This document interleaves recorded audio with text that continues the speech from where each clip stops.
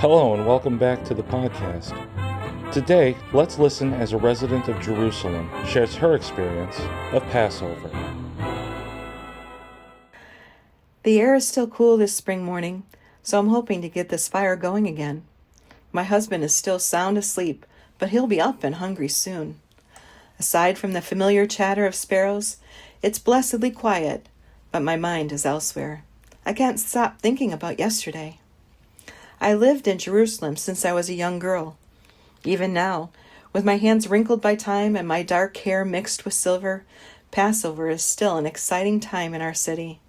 The streets and rooms expand to accommodate the pilgrims who arrive from Galilee, Judea, and elsewhere. I suppose the crowds are a part of what makes the Romans nervous. This year, however, they seemed especially watchful. But as I was saying, yesterday, so much racket! Shouting, singing, feet rushing. I went out to see for myself, and there, coming down from the Mount of Olives, was a man riding an animal. At first I couldn't see clearly through the crowd, but I listened.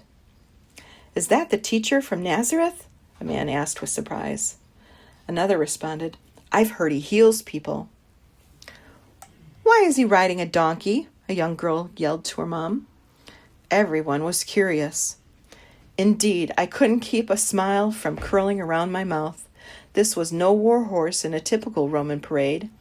As the man got closer, I saw for myself the child was right. He was riding a young donkey, of all things. Spontaneously, people started cutting down nearby palm branches to wave and taking off their cloaks to lay on the road as he passed. The momentum was building as he made his way towards me. The chanting was infectious. "Hosanna! Hosanna to the Son of David! Blessed is he who comes in God's name!" It seemed the whole city was alive with praise, yet I stood there silent, taking it all in. What kind of statement was Jesus making, I wondered. Somehow it felt like both a celebration and a warning all at once. My husband is a respected local leader in this city, so I've overheard plenty of suspicions about this teacher. As Jesus passed by me, his eyes seemed to see the city as if he knew it well. In one revealing moment, though, he turned and looked at me. Suddenly, everything else faded, and I saw a glimpse of heartache. Compassion? True shalom? It was a look I'd never seen before, yet it seemed dangerous.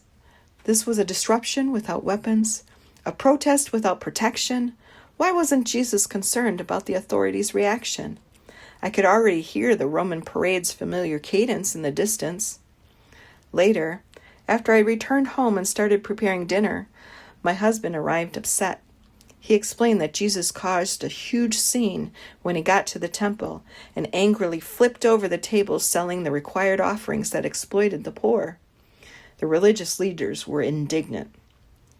This was indeed a Passover like no other, with two very different displays of power and peace.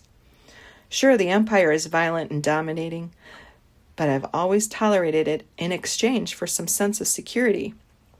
If we follow this Jesus of Nazareth, where will he take us? That's what I can't stop thinking about.